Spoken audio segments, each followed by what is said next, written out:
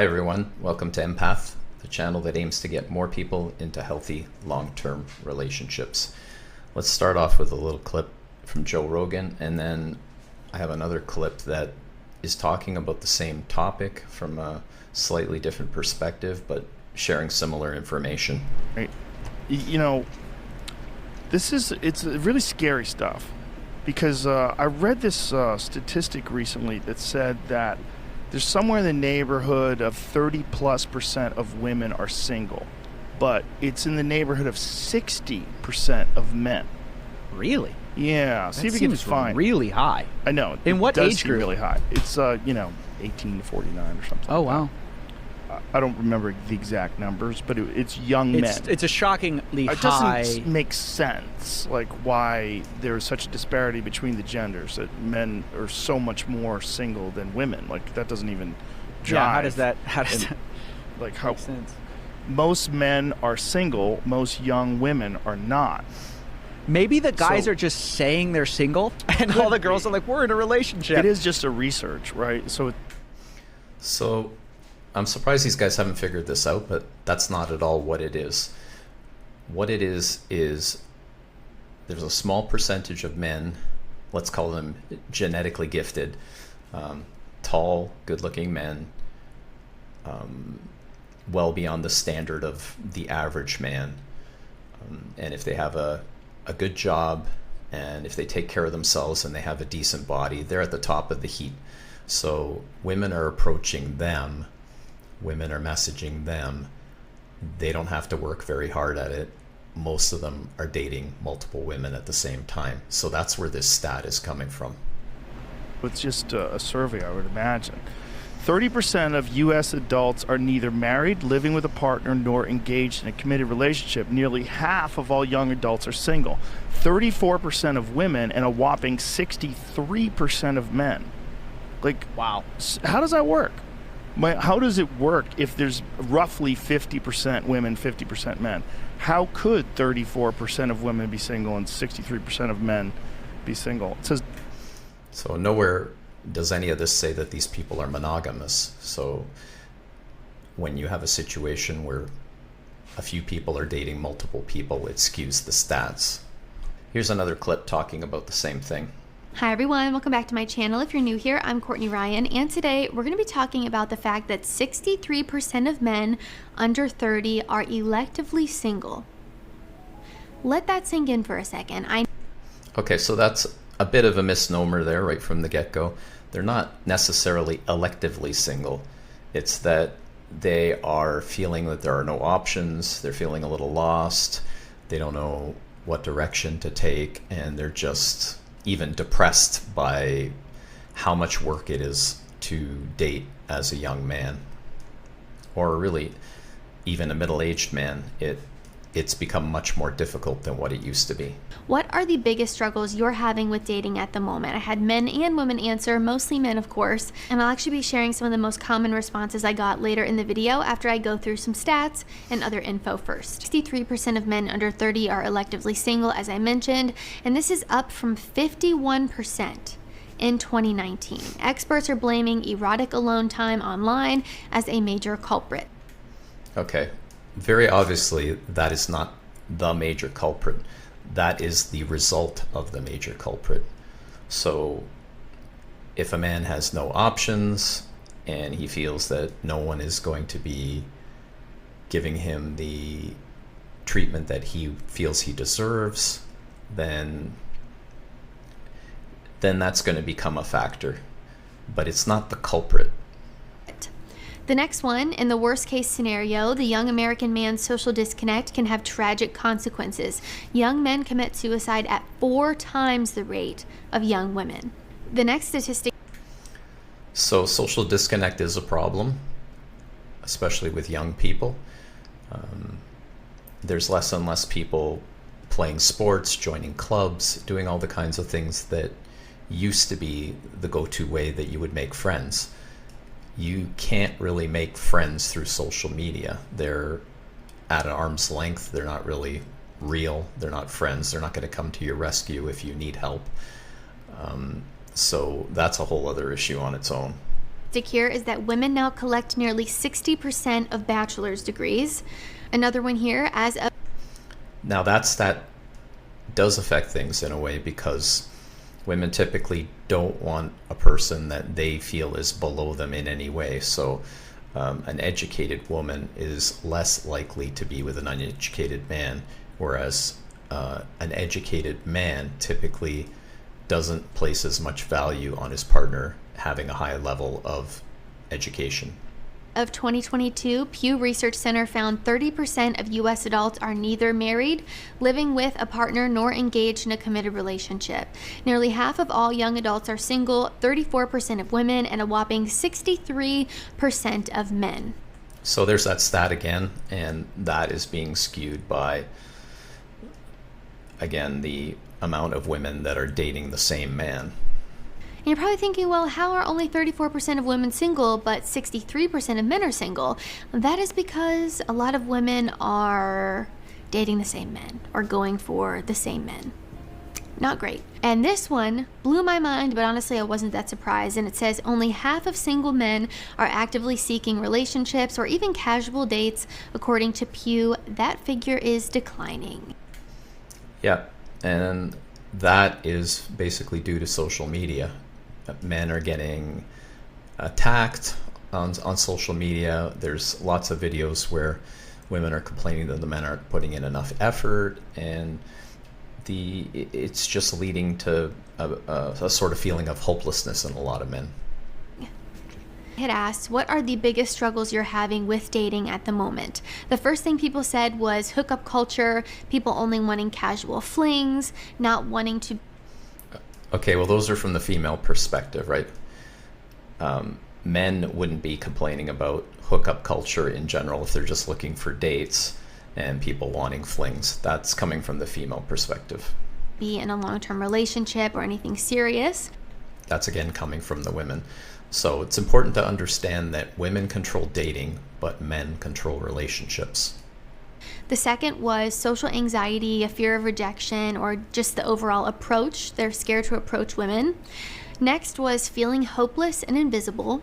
The next was ghosting and flaking, unrealistic expectations. And that is where that large percentage of women dating a small percentage of men is playing into things. No matches on dating apps and just struggling to meet women in general. Right. So it's very easy for men to get filtered out on dating apps. If you're under 6 feet tall, you might get filtered out. If you are not athletic, you could get filtered out. If you're living further away, women are much less likely to set their filters for distance to a higher number. Men are more willing to travel for a relationship. In general, women are not. They don't know where to go, and worrying that they're going to end up alone. And if we have to narrow it down here, I think there are a few key reasons as to why these struggles that I just mentioned are the most common struggles that people are experiencing. I think there's a reason why these are happening and just continuing to become more prominent in people's lives. The first thing that I think is causing a lot of these problems is isolation. This here says, these statistics tell a sadder truth about this generation of men, NYU psych professor Niobe Way told the outlet. We're in a crisis of connection, Way said. Disconnection from ourselves and disconnection from each other, and it's getting worse. This is absolutely true. Isolation affects men more than women. As you approach your mid-20s and into your 30s, it's very difficult for men to make friendships, especially long-term meaningful friendships. Whereas women, they can bump into someone in Starbucks, and next thing you know, they're having coffee together. It really is that easy for women, and it's much, much more difficult for men. Absolutely agree with that. This says, in the early 1990s, 55% of men were reported to have 6 or more close friends. That percentage dwindled down to 27 in 2021, according to the American Perspective Survey. Now, 15% of men say they have no close personal friendships, data compiled by the Survey Center on American Life found. So what can you do about that right away? You know, if you're a man, you have no friends, you're feeling a little bit lost, what do you do? The easiest way around it is to join some sort of club, some sort of group, some sort of sport. There you will be able to reach out to people and try to make that connection. As simple as, hey man, you want to go for a beer after this session, after this sporting event, after whatever we're doing here. So I'm going to encourage guys that don't have friends to start right there. When I moved to a different city, the first thing I did was join a hockey league there, and I made lots of friends. I'm an introvert, so it's more difficult for me to make friends than if you're an extroverted person, but I was able to do this by joining a hockey league. I think a big reason for this is because men are taught to prioritize a career. After all, women tend to go for men who are more successful. Okay, so this isn't a thing, because this isn't a new thing. Men have always been taught to prioritize their career. So this is nothing new. This is not leading to this trend. So she's 100% wrong about that. Who make more money, who are, have a higher social status, who do well in their career or make good money for themselves. And I think a lot of men also do this with the hopes that it will improve their dating life as well.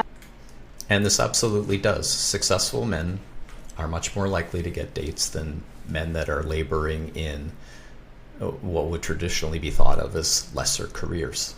That's absolutely correct. Obviously, we know that women tend to look for men who are at their level or above, so it would make sense why men would then feel an extra need to prioritize their career, because they think, okay, well, if I don't, then I'm probably not going to end up with the girl that I want or whatever.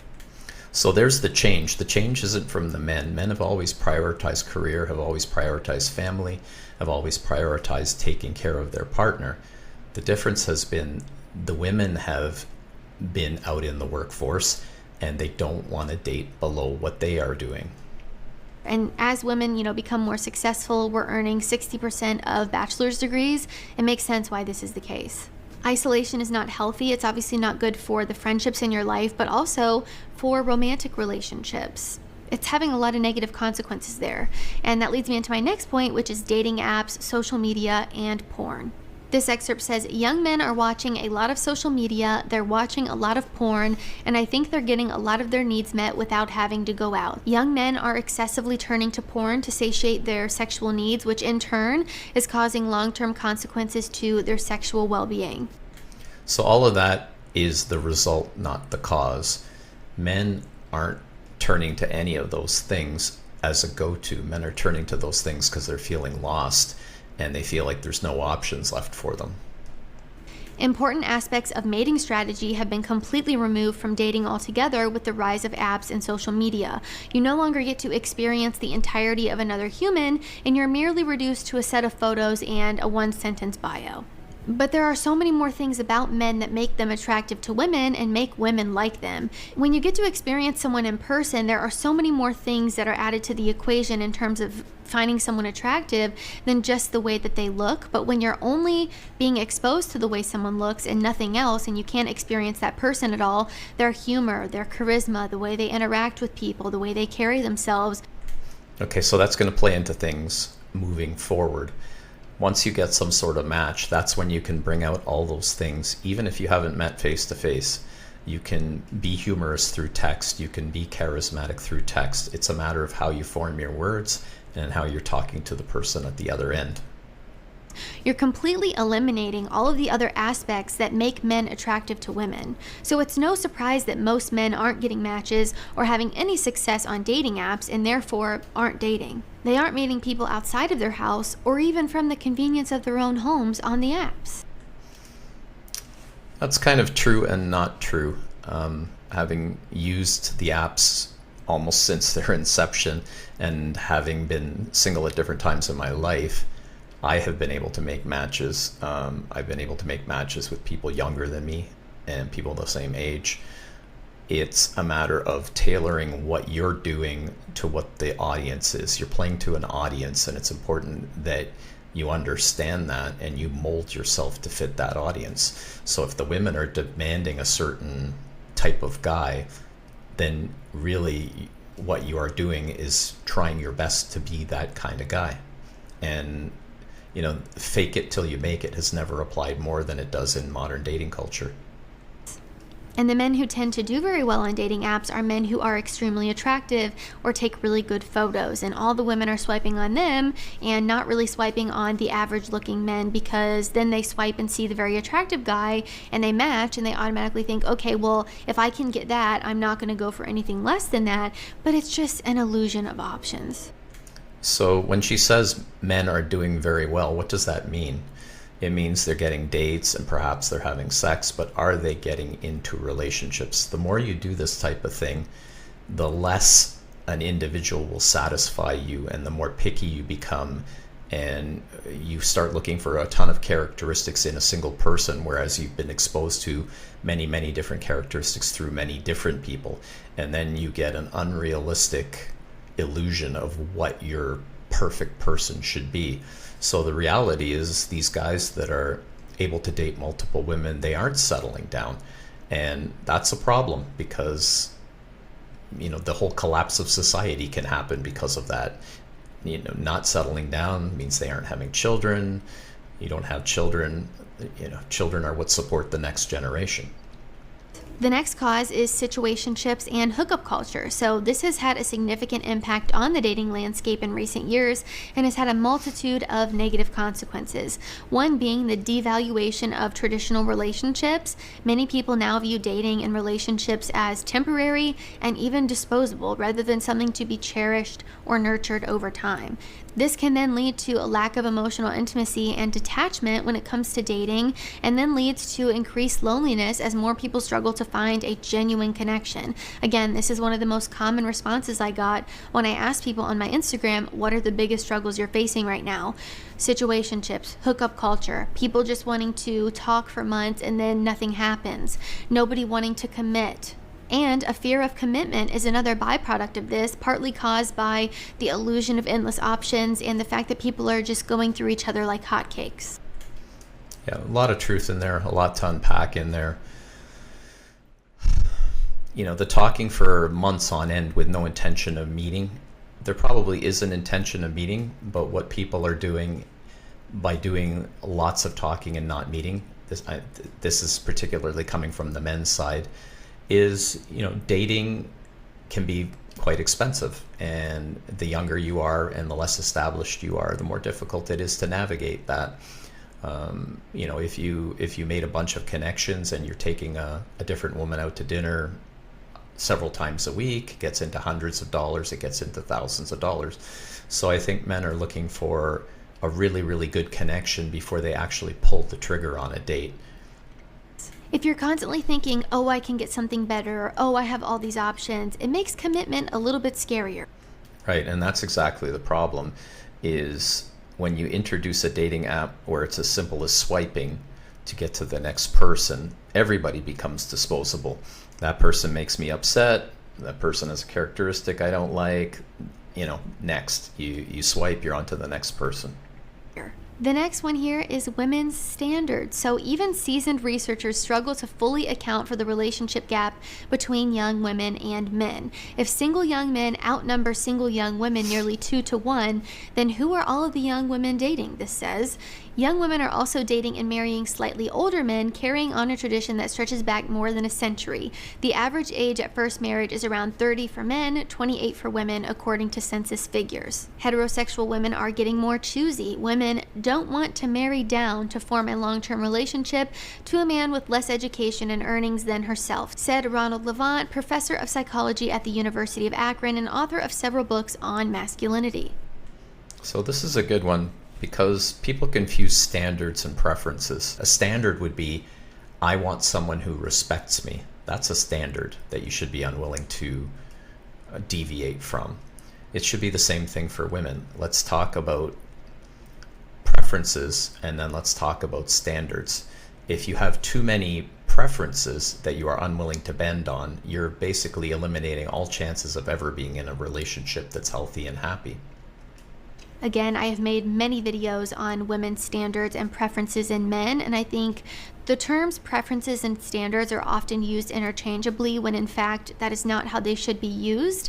And I think as women have this illusion of options, again, as I mentioned before, they feel as though they can be more picky with the men that they're dating.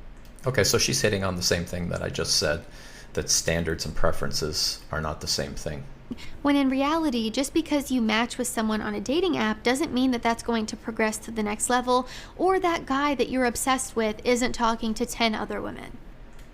Yeah, so the most important thing is that through all of this, there is one very important thing that makes for a successful relationship, and that is shared ideology. Everything else aside, preferences, things you would like in a person, you would want them to be tall, or he would want her to be thin, or it could be anything. Those are much less important, but you need to have shared ideology. If you're on the opposite ends of the spectrum as far as ideology goes, you will be disagreeing on everything all the way down to child rearing and politics. All of these points I talked about have drastically changed dating as we know it. I think dating today is much different than it even was 5 years ago. And I don't really know what the future looks like for dating. And transparently, it took me a while to make this video because I didn't just want to sit here and present all the problems to you and end on kind of a good luck, Chuck. Okay, so back to the shared ideology. This is something that you should bring out very early in a conversation. Typically, people treat their early conversations almost like a laundry list of, does this person have this, check this, check this, check this. Shared interests are important, but they're much less important than ideology. It's important that you're on the same page with your partner on ideological items. Otherwise, like I said before, you're going to be disagreeing all the time. This can lead to a whole lot of problems, but the main one is fighting about things. I really want to find solutions. I want to be able to give you guys ways to fix the problems I've outlined today. So I have some thoughts about this overall, and I would obviously love to hear yours down in the comments from a male point of view. If you're a woman watching this, obviously would love to hear what you think as well. But I think really getting a male perspective here would be helpful for me. I think it's also helpful for people trying to understand this issue as a whole. But I really do think this is a cultural challenge. It doesn't benefit men or women either, truth be told. And I think it's showing a huge lack of connection between the largest participating parties of our human existence. Yep, so there's a lot in there.